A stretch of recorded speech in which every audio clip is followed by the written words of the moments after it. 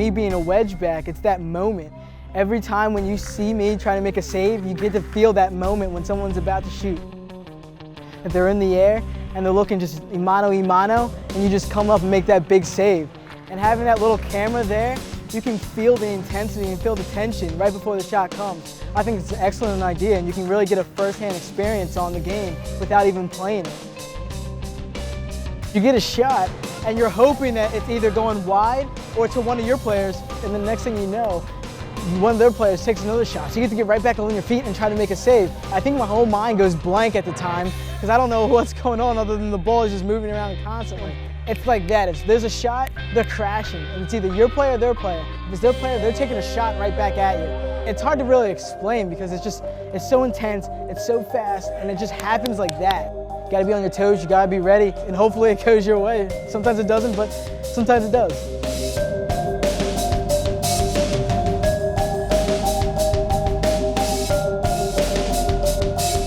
If I'm a wedgeback, you're playing offense and defense. So I'm making a run on the opposite side of the net, have to run all the way back, make a save, get back up, try to make another save and make sure my team has the ball.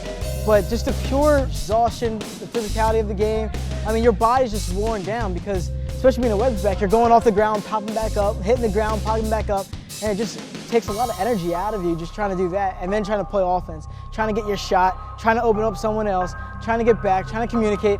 It's just an exhausting game. I'm not gonna lie, I was tired after the first period. So when you saw my hands on my knees, I was hurting pretty bad. But it was definitely an intensity that I love, and I just thrive under that kind of pressure.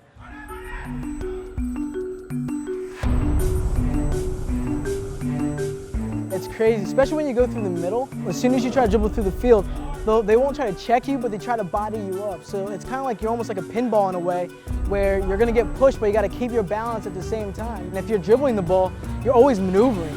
Because make a step right, either your player or their player is there, you do a spin move and get out of someone's way. It's always someone around, so you always got to stay on your feet and make sure you move around. At times it feels cluttered, but that's why you got to continuously move. If you don't, you'll just get sucked into a crowd and you just won't be effective. You got to make sure you move, and you got to make sure that you move in space.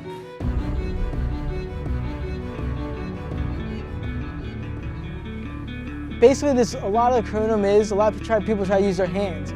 So in the beginning, I like to warm up my feet, so I fake the throw and I go down because everyone comes up for the block, and that's when I can use my feet a lot more and try to maneuver around to score my goals.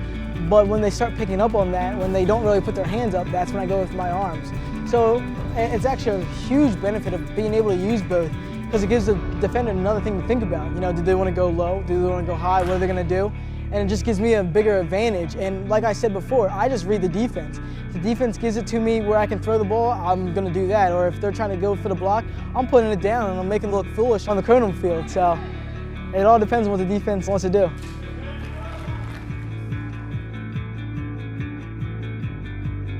The pure intensity of that game was just, it was amazing because, I mean, there's something always happening. People were moving. Before I know it, we score, they're about to go take a shot on me, and I just have to always be on my feet. I think the intensity, number one, the communication, you just hear people screaming on the field. Get there, heads up, lefty, righty.